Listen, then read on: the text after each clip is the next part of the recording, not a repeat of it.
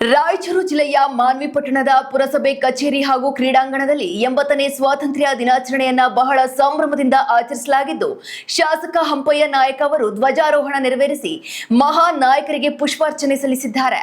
ಈ ವೇಳೆ ವಿದ್ಯಾರ್ಥಿಗಳಿಂದ ನಡೆದ ಆಕರ್ಷಕ ಸಾಂಸ್ಕೃತಿಕ ಕಾರ್ಯಕ್ರಮಗಳು ಹಾಗೂ ನೃತ್ಯಗಳು ಕಣ್ಮನ ಸೆಳೆದಿದ್ರೆ, ಕಾರ್ಯಕ್ರಮದಲ್ಲಿ ಶಾಸಕರು ಶಾಲಾ ಕಾಲೇಜು ವಿದ್ಯಾರ್ಥಿಗಳಿಗೆ ಉಚಿತ ಬಸ್ ಪಾಸ್ ಹಾಗೂ ಪುರಸಭೆ ಆಡಳಿತ ಮಂಡಳಿಯಿಂದ ನೋಟ್ಬುಕ್ಗಳನ್ನು ವಿತರಿಸಿ ಪ್ರೋತ್ಸಾಹಿಸಿದ್ದಾರೆ.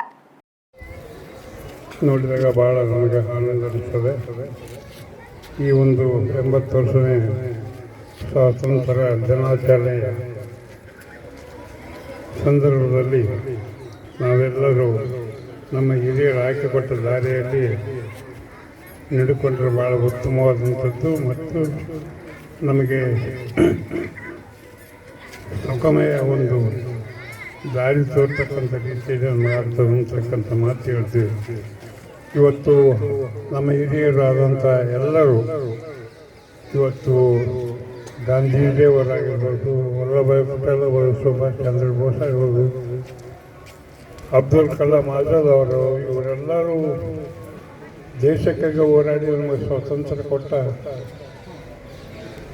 ಕೊಟ್ಟು ಇವತ್ತು ನಮ್ಮೆಲ್ಲರನ್ನ ಒಂದೇ ದಾರಿಯಲ್ಲಿ ಒಯ್ತಕ್ಕಂಥ ಕೆಲಸ ಇವತ್ತು ಆಗಿದೆ. ಇವತ್ತು ಈ ಮಹನೀಯರು ಸ್ವಾತಂತ್ರ್ಯ ಕೊಡದಿದ್ದರೆ ಇವತ್ತು ನೀವು ಎಲ್ಲರೂ ಇಲ್ಲಿ ನಡೀತಕ್ಕಂಥದ್ದು ಆಗ್ತಿದ್ದಿಲ್ಲ. ಹಾಗಾಗಿ ಆ ಮಹನೀಯರು ಸ್ವಾತಂತ್ರ್ಯ ಮಾಡಿಕೊಟ್ಟಂಥ ಒಂದು ಸ್ಮರಣೆ ನಾವೆಲ್ಲರೂ ಮಾಡಬೇಕಾಗಿದೆ. ಅಂಥ ಒಂದು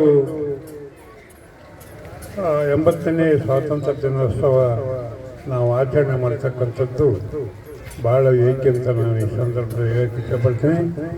ಇಂಥ ಒಂದು ಇದರಲ್ಲಿ ನಾವು ಇವತ್ತು 80 ವರ್ಷಗಳಾದರೂ ಕೂಡ ನಾವು ಇವತ್ತಿನವರೆಗೂ ಏನಪ್ಪ ಅಂತಂದರೆ ಅವ್ರು ಹಾಕಿಕೊಟ್ಟಂಥ ದಾರಿ ಇನ್ನೂ ದಾಟಿಲ್ಲ, ಅದರೊಳಗನೆ ಇದೆ. ಯಾಕಂದ್ರೆ ಕುವೆಂಪುರವರು ಹೇಳ್ತಾರೆ, ಬಡತನದ ಬುಡಮಟ್ಟಿ ಕೀಳ ಬನ್ನಿ, ಮೌಢ್ಯತೆಯ ಮಾರಿಯನ್ನು ಹೊರದೂಡ ಬನ್ನಿ, ವಿಜ್ಞಾನದ ದೇವಿಯ ಕೈ ಹಿಡಿಯ ಬನ್ನಿ, ಬನ್ನಿ ಗೆಳೆಯರೇ ಬನ್ನಿ ಎಂಬ ಮಾನವತಾವಾದಿ ವಿಶ್ವ ಮಾನವ ಸಂದೇಶವನ್ನ ಈ ಸಂದರ್ಭದಲ್ಲಿ ನೆನೆಯುತ್ತೇನೆ. ಆದ್ದರಿಂದ ದೇಶ, ರಾಜ್ಯ, ತಾಲೂಕು ಎನ್ನುವ ಭೇದ ಭಾವ ಇಲ್ಲದೆ ನಾವೆಲ್ಲರೂ ಒಂದೇ ಎನ್ನುವ ತತ್ವದಲ್ಲಿ ನಮ್ಮ ಅಭಿವೃದ್ಧಿಯತ್ತ ನಾವು ಸಾಗಬೇಕಾಗಿದೆ. ಸ್ವಾತಂತ್ರ್ಯ, ನಿಜವಾದ ಸ್ವಾತಂತ್ರ್ಯ ಎಂದರೆ ಅದು ಅಭಿವೃದ್ಧಿಯ ಸಂಕೇತವಾಗಿರುತ್ತದೆ. ಒಂದು ವೇಳೆ ನಾವು ಸ್ವಾತಂತ್ರ್ಯದ ಪರಿಕಲ್ಪನೆ ನಾವು ಪರಿಪೂರ್ಣವಾಗದಿದ್ರೆ ಸ್ವಾತಂತ್ರ್ಯ ಬರೀ ಕೋಟ್ಯಾಧೀಶರ ಕೋಣೆಗೆ ಬರ್ತದೆ, ಮಾಲೀಕರ ಮಹಡಿಗೆ ಬಂದಂಗಾಗ್ತದೆ. ಹೀಗಾಗಿ ಸ್ವಾತಂತ್ರ್ಯದ ಪರಿಕಲ್ಪನೆ ಎಂದರೆ ಅದು ಬಡವರ ಮನೆಯ ಬೆಳಕಿನ ಕಿರಣ ಆಗಿರಬೇಕು, ಅದು ಗೋಳಿನ ಕಡಲನ್ನು ಅದನ್ನು ತೀರಿಸುವಂತದ್ದಾಗಿರಬೇಕು, ಅದು ಸ್ವಾತಂತ್ರ್ಯದ ಸಮತೆಯ ಹೂವನ್ನು ಅರಳಿಸುವಂತ ಆಗಿರಬೇಕು.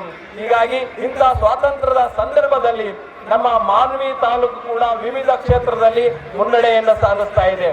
ಅದಕ್ಕೆ ಸಾಕ್ಷಿ ಎಂಬಂತೆ ಈ ಬಾರಿ ನಾವು ಕರ್ನಾಟಕದಾದ್ಯಂತ ನಮ್ಮ ಮಾನ್ವಿ ತಾಲೂಕನ್ನ ನಾವು ಪ್ರಖ್ಯಾತ ಮಾಡಿದ್ದೇವೆ. ಏಕೆಂದ್ರೆ ಭಾರತ ಸರ್ಕಾರದ ಜನಗಣತಿಯ ಇಡೀ ಕರ್ನಾಟಕದಲ್ಲಿ ಜನಗಣತಿಯನ್ನ ಮೊದಲ ಬಾರಿಗೆ ಮುಗಿಸಿರ್ತಕ್ಕಂಥ ತಾಲೂಕು ಯಾವುದಾದ್ರೂ ಇದ್ರೆ ಅದು ಮಾನ್ವಿ ತಾಲೂಕು ಅಂತ ಹೆಮ್ಮೆಯಿಂದ ಹೇಳ್ಬೇಕಾಗ್ತದೆ. ಅದೇ ರೀತಿಯಾಗಿ SSLCಯಲ್ಲಿ ನಾವು ಇಡೀ ರಾಜ್ಯಕ್ಕೆ ಪ್ರಥಮ ಸ್ಥಾನವನ್ನು ಬಂದಿರತಕ್ಕಂಥದ್ದು ಉದಾಹರಣೆ ಇದೆ. ನಮ್ಮ ಪೊಲೀಸ್ ಇಲಾಖೆ ಕೂಡ ಪ್ರಖ್ಯಾತವಾಗಿ ವಿವಿಧ ಸೇವೆಗಳನ್ನು ಕೊಡುವುದರ ಮೂಲಕ ಪ್ರಖ್ಯಾತಿಯನ್ನು ಪಡೆದಿದೆ. ಅದೇ ರೀತಿ ಸಕಲ ಸೇವೆಗಳಲ್ಲಿ ಇಡೀ ರಾಜ್ಯ ಮಟ್ಟದಲ್ಲಿ ನಾವು ಅತಿ ವೇಗವಾಗಿ ಸರ್ವಿಸ್ಗಳನ್ನ ಕೊಡ್ತಾ ಇದ್ದೇವೆ.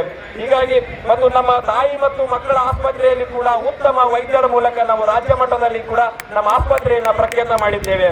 ಹೀಗಾಗಿ ನಮ್ಮ ಮಾನ್ವಿ ತಾಲೂಕಿನಲ್ಲಿಯೂ ನಮ್ಮ ಯುವಕರು KPL ಅಲ್ಲಿ ಆಡ್ತಾ ಇದ್ದಾರೆ, IPL ಕೂಡ ಪ್ರದರ್ಶನ ಹೋಗ್ತಾ ಇದ್ದಾರೆ, ಸಿನಿಮಾಗಳಲ್ಲಿ ನಟನೆ ಮಾಡಿದ್ದಾರೆ. ಹೀಗಾಗಿ ವಿವಿಧ ಕ್ಷೇತ್ರಗಳಲ್ಲಿ ನಮ್ಮ ಪತ್ರಕರ್ತರು ರಾಜ್ಯ ಮಟ್ಟದಲ್ಲಿ ಕೂಡ ಪ್ರಖ್ಯಾತಿಯನ್ನು ಪಡ್ತಾ ಇದ್ದಾರೆ.